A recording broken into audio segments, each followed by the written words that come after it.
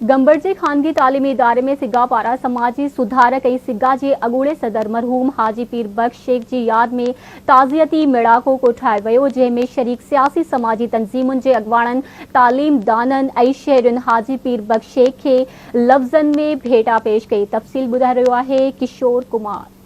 जी बिल्कुल, असां जेको आहे इन वक़्तु गंबड़ जे एवर शाइन कॉलेज में मौजूद आहियूं, जिते जेको आहे समाज सुधारक हाजी पीर बख्श जे हवाले सां सिगा पारां जेको आहे ताज़ियती मेड़ाको कोठायो वियो आहे। हिन ताज़ियती मेड़ाके में मुख़्तलिफ़ मतब फ़िक्र सां तालुक़ रखंदड़ जेके सियासी समाजी माण्हू आहिनि उहे हिन मेड़ाके में शरीक आहिनि। अचो त खेनि पुछंदासीं त हुन पंहिंजी ज़िंदगी में जेके इंसान ज़ात जी ख़िदमत कई उन जे हवाले सां उन्हनि जो छा चवणु आहे। हाजी पीर साहब तमामु आबादगार ज़रिए हिसाब सां कोई बि मसइलो मसाइल हुजे इन जो समाजी हिसाब सां उन में सभु अॻु खां अॻु भरो हूंदो। उन में ख़ामी त हुई कोन जो उन जी तव्हांखे ॿुधाया सभु ख़ूबियूं हुयूं।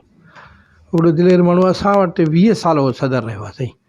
हुन सगा खे जंहिं मंज़िल ते पुॼायो शायदि कंहिं अहिड़ी ख़िदमत कई हुजे सगा जी। गंबड़ के सुई गैस ॾियारणु, गंबड़ के पुल ॾियारणु, गिम्स जी तहरीक में हुनजो वॾो किरदारु हुयो।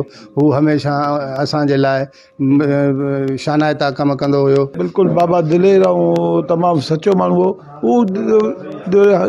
आख़िर में न जवानी खां वठी माशाअल्लाह उन जो गंबड़ सां वॾो प्यारु हूंदो हो। असांजो कोई भी प्लेटफॉर्म हुजे सिगा थोरे जो का पाण हिन वक़्तु सदर न हुया, पर पोइ बि लाॻापियल हुया। कहिड़ो बि प्रोग्राम हुजे, चाहे करोना जो हुजे, को ॾुकार जो हुजे, थर जो हुजे, उन में पंहिंजो मुकमिल सहकार कंदा। सिगा जे तरफ़ां जेके कैंपूं लॻंदियूं हुयूं, चाहे उहा मेडिकल कैंप लॻे, चाहे तोरनि जी लॻे, उन में बि पंहिंजो जेको आहे शेयर ॻंढींदा ज़रूरु हुया। जीअं त नाज़रीन तव्हां जेको आहे सिगा पारां कोठायल जेको ताज़ियती मेड़ाको हुयो उन में शरीक जेके सियासी समाजी माण्हुनि सां गॾु जेके समाज सुधारक हुया उन्हनि जो चवणु हुयो हाजी पीर बख्श शेख साहब जेको आहे हिन समाज जे लाइ जेको आहे अमली तरह जद्दोजहद कई ऐं असांजी कोशिशि आहे त उन जी जद्दोजहद खे अमली जामो पाराइण जे लाइ अञा जेको आहे उन जा जेके रहियल मिशन आहिनि उन्हनि खे पूरो कयो वेंदो। कैमरामैन आकाश कुमार सां गॾु किशोर कुमार, आवाज़ टीवी न्यूज़, गंबड़।